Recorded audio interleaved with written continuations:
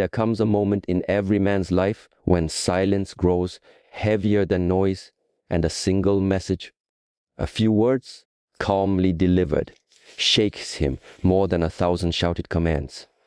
Not because of who said it or how loud it was, but because of the depth it came from. This is the kind of message that only an older woman, seasoned by time, softened by storms, can send. If you've ever wondered how true presence feels when shaped into words, stay until the end. For this isn't about texting, it's about touching something deeper. And here's the question to carry with you. When words come from stillness, what part of you wakes up to listen? There are messages that rattle the senses. There are those that bypass the noise entirely, settling into the silent chambers of the heart. Among the many words exchanged in a lifetime, only a few are remembered not for their cleverness or urgency, but for the stillness they awaken. This journey begins with such a message, a text born not of need, but of knowing. The older woman, walking a path softened by seasons, understands the weight of silence. She no longer speaks to fill voids or chase answers. Her presence carries the patience of the moon and the discernment of falling leaves. So when she sends a message that says nothing at all, when she chooses not to reply, not to explain, not to reach, what appears to be silence becomes the loudest message of all. Imagine a garden where no one walks for days.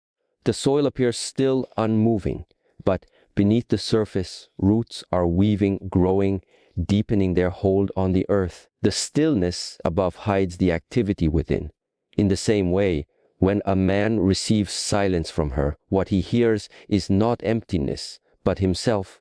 His doubts, his decisions, his inner unrest all echo louder in the absence of external distraction. Shaolin monk once taught a young disciple who struggled with restlessness. The boy could not sit still in meditation, always chasing sounds, thoughts, or signs.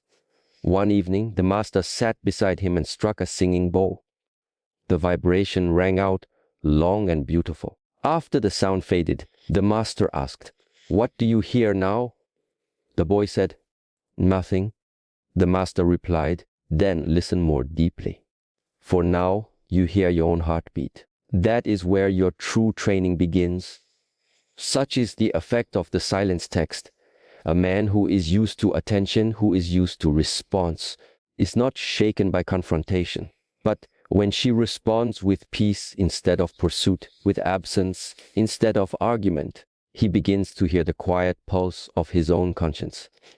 It is not punishment. It is presence, withdrawn like the tide to show him the ocean floor. Consider daily life. A man and a woman exchange words. He pulls away, expecting her to chase. But she does not. She does not argue nor explain. Days pass, he rereads his last message. Still no reply. He wonders, has she forgotten? Is she hurt? Does she not care? But deep within, he begins to understand her silence is not weakness. It is clarity. She has nothing left to prove. Her value is not up for negotiation, and in not replying, she is saying, "You must meet yourself now. I've already met myself." The silence teaches him what words could not. It reveals the void within him that he tried to fill with control. In the wisdom of the Tao, it is said, "Those who know do not speak. Those who speak do not know." This is not a rejection of words, but a reminder that truth often arrives after them. The woman who has learned this truth does not speak to be heard. She speaks when needed, and when she does not speak, her silence becomes the mirror. In that mirror, he sees not her absence, but his own reflection, blurred or clear, depending on how still he allows himself to become. Silence is not retreat, it is mastery. It is the quiet mountain that stands unmoved by wind or rain, still holding the sky above it. The journey now continues with a second kind of message, just as powerful, yet formed of gentle words rather than absence.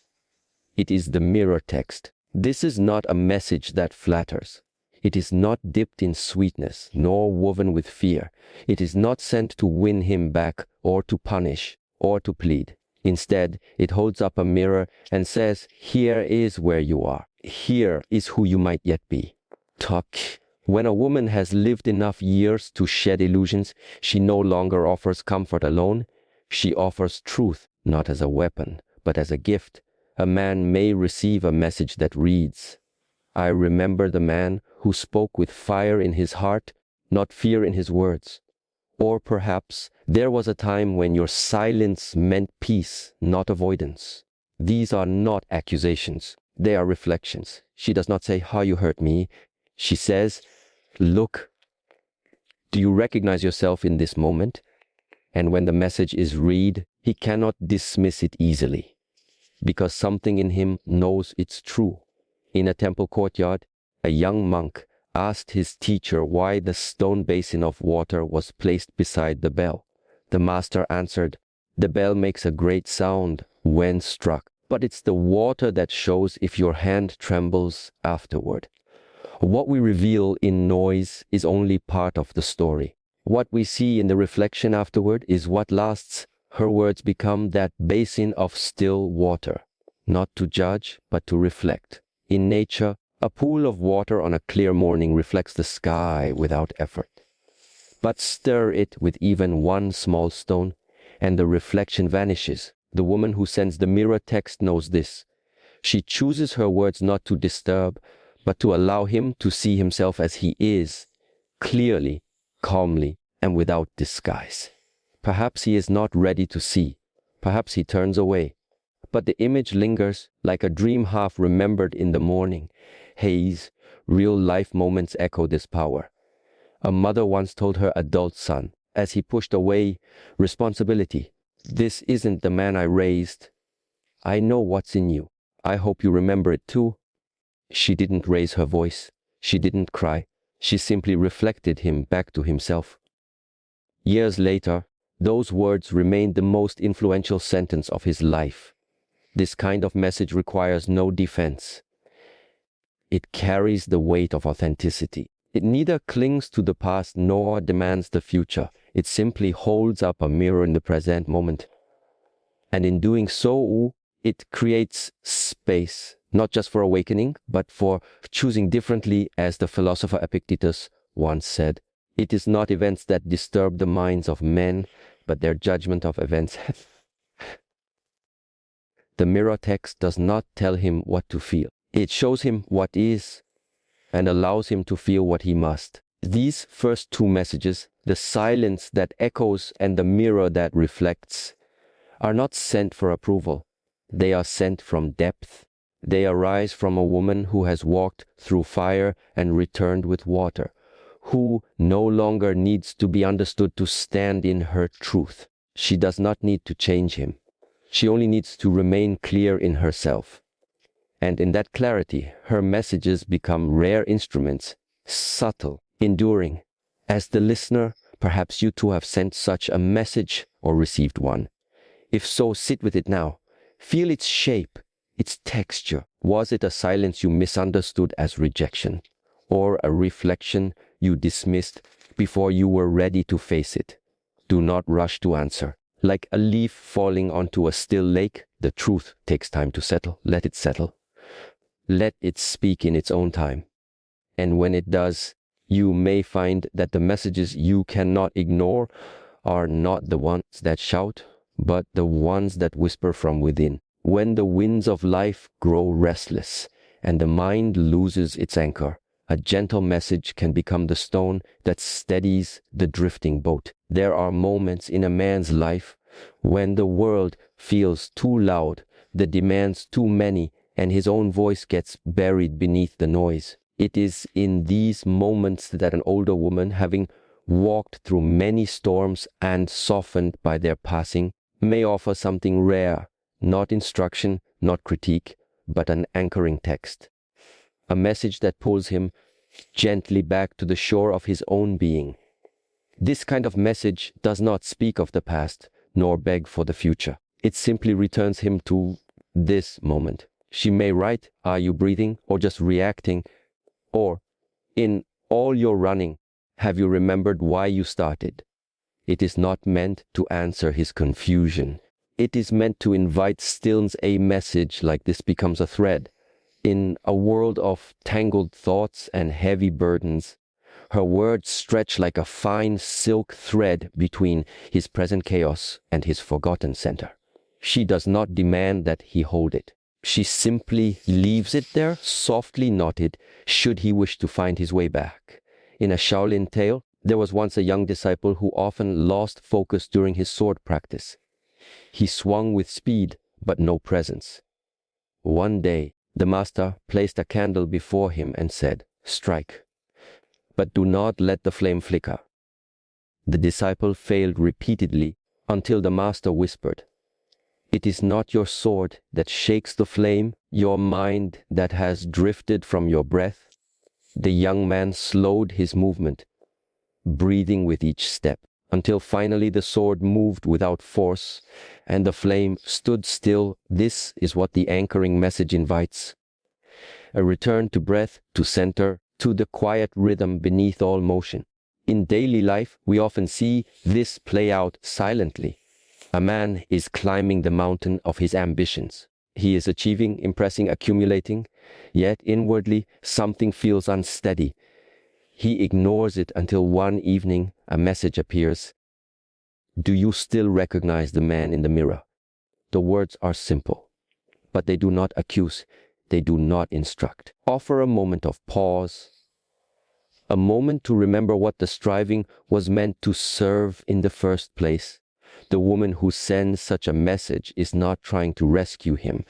She is not trying to guide his steps. She simply becomes a still presence, like a tree whose roots extend deep into the earth, reminding him that he too can be grounded.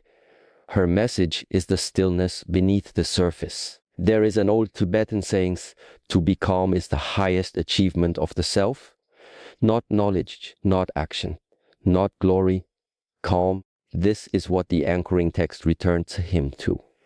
Not through instruction, but through suggestion. It does not say, "Come back." It simply whispers, "Here is where peace still waits." The man may resist, he may delay. Something in him will know. Her words came not from reaction, but from depth, and that depth calls to his own, even if he does not yet answer. So now the journey flows forward from grounding to lifting, because after a man has returned to himself, even slightly, even imperfectly, there may still remain a shadow, a weariness of the soul. And here the woman's role becomes not to pull him, to light a way. This is where the rising sun text comes forth. This message is soft, yet luminous. It is the candle at the end of the tunnel. It is not grand nor dramatic. Often it comes in the form of just a few words. You are more than your failure. Or, there is still light in you even when you cannot see it. These are not compliments. They are reminders. Not about his ego, but about his essence. This message does not try to solve his pain. It simply lets him know he is not forgotten in it. A monk once told a parable to his students about a man who fell into a deep, dark well. Many passed by and shouted advice. "Faster! Use your hands!" "Why are you down there?" But one man simply lit a lantern and lowered it silently. The man in the well, for the first time, could see where to place his feet. That lantern is what her message becomes. Not loud, not urgent, transformative. There are many men who carry quiet battles, who walk upright but feel hollow, who laugh but feel disconnected. And often no one knows, not because they are hiding, but because they were never taught how to be seen. In such a moment, when a woman of depth sends a rising sun message, she is not fixing him. She is witnessing him. She says, in essence, you do not have to prove yourself to be whole. Even now, in this broken moment, you are still worth light. In nature, we see this truth in the way dawn arrives. It does not rush the night to end. It simply begins to glow. First in silence, then in warmth. Darkness slowly, naturally recedes. A man may not respond to her message immediately. He may pretend not to care. The light has already entered.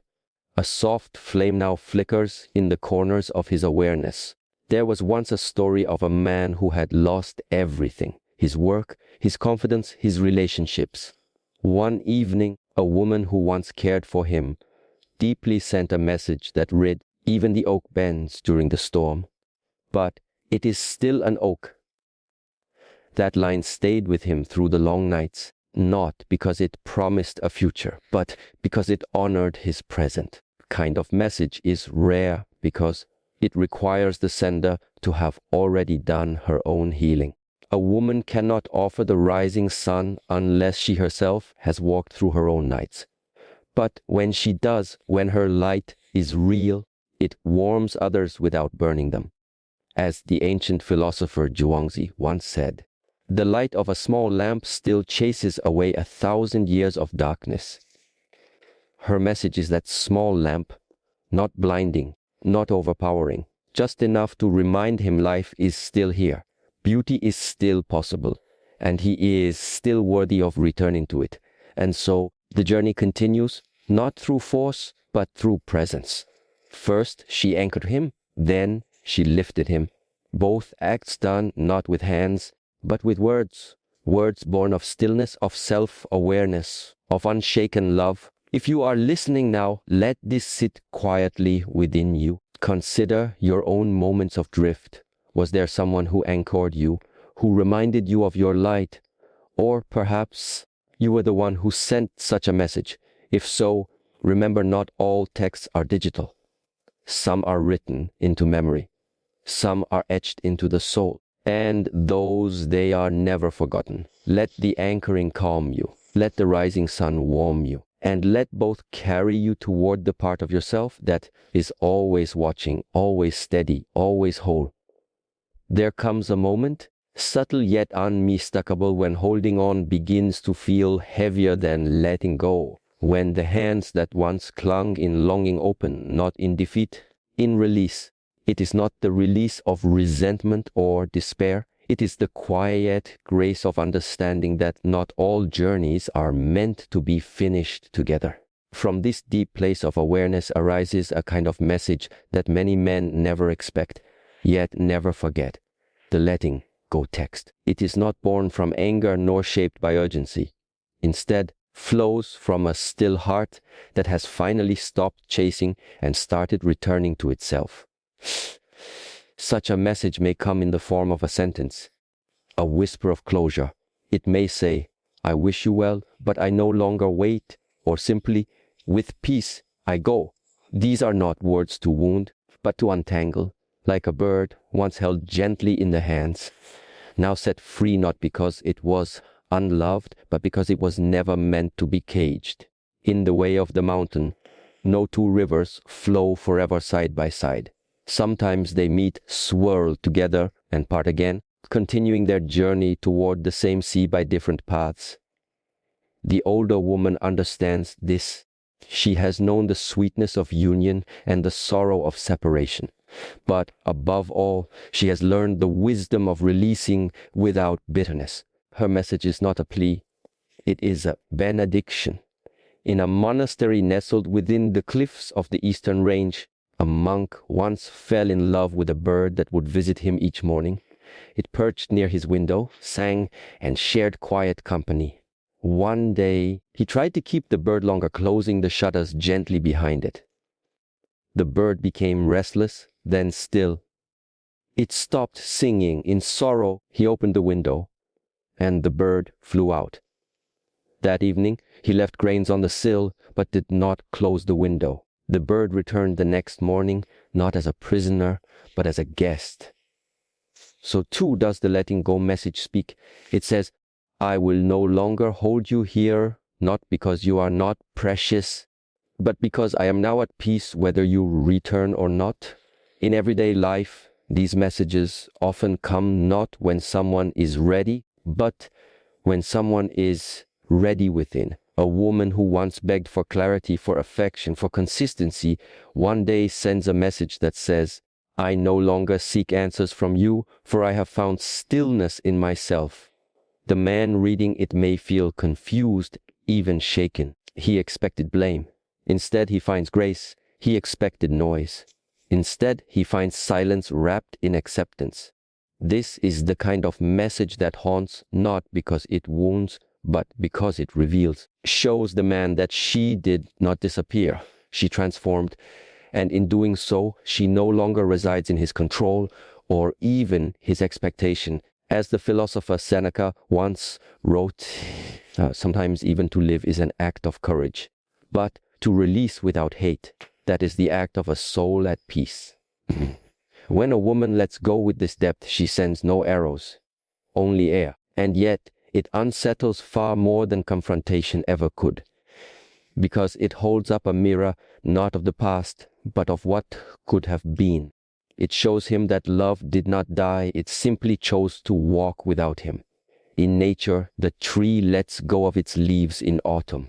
It does not weep nor panic. It knows the letting go is not the end. It is preparation for something deeper, quieter, more rooted. When the message is sent from this place, it is not about the man at all. It is about her, her healing, her awakening, her return to center. And if he is wise, or even simply open, he will feel it. He may not know what to say, but he will never forget it. And still, the journey does not end, for the final message, the most profound of all, is not sent from emotion or even decision. It is sent from essence, from the quietest, most rooted part of the self. The message that asks for nothing, proves nothing, and yet penetrates the soul, the root text. This message speaks to the man beneath the man, not to his pride, not to his plans, to the sleeping part of him that remembers how to be whole. It may say, return to yourself. That is where I found peace. Or, the noise faded when I stopped looking outside for meaning. These words do not plead. They resonate. A man who receives such a message may feel it echo days, even years later, not as a memory, but as a call. In the mountains of the north, there was a hermit known for his silent teachings. Travelers came to him from far away, hoping for wise counsel. He spoke rarely. One day, a young warrior asked, "Master, what truth will give me strength?" The hermit replied, "When you remember what you were before you were named, you will stop searching." The warrior did not understand, but he remembered the words all his life. And one day, when battle and ambition faded, they finally made sense. The root message carries that kind of mystery. It cannot be fully grasped in the moment. It is a seed, one that lies dormant until the man is ready to water it with reflection. In our modern lives, this message might be the simplest of all. A woman, once entangled in confusion, sends a note. "I've come home to myself. And in this home, I need nothing to be different." There is no blame, no expectation. She has planted herself in being. Her roots are deep. And whether or not he replies, whether or not he changes, she is no longer shaken. The poet Kabir once wrote, "I laugh when I hear that the fish in the water is thirsty." What he meant was this: what we seek is already within. The message that reminds a man of this truth does not push him. It allows him to awaken in his own time. The woman who sends it has already awakened. She is no longer waiting for love to validate her, no longer seeking presence to make her whole. She is like the tree whose roots drink deeply from the soil while her branches reach quietly toward the sky. And so the message reaches him not as persuasion, but as presence. It does not need to convince. It simply is. Let us now sit with what has unfolded. A woman let go, not in pain, but in peace. And then she spoke one final time, not outwardly, but inwardly, offering the man not her need, but her knowing. These two messages are not separate from the others. They are the culmination. The silence that echoed, the mirror that reflected, the anchor that steadied, and the light that lifted. All of these lead here, to the letting go, to the root And perhaps now you feel something inside you soften. A recognition, a release. Or simply a quiet question, Faf, what message have I been carrying? And is it time to let it go? There is no need to rush. The deepest truths do not arrive like storms. They rise like the sun, slowly, steadily, inevitably. And when they do, the path becomes clear, not outside of us, but within. Some messages are forgotten the moment they are read. Others become part of a man's breath, his heartbeat, his choices. The most powerful texts aren't written to impress, but to awaken. They do not beg, they do not chase, they echo. So ask yourself now, not just what you send, but where it comes from. Does your message rise from noise or from stillness? From fear or from clarity? And remember, a message rooted in truth needs no reply to be remembered forever. Perhaps after this journey, it's time to read between the words, or better yet, beyond them, let it sit in you, let it rise quietly. Then watch what happens.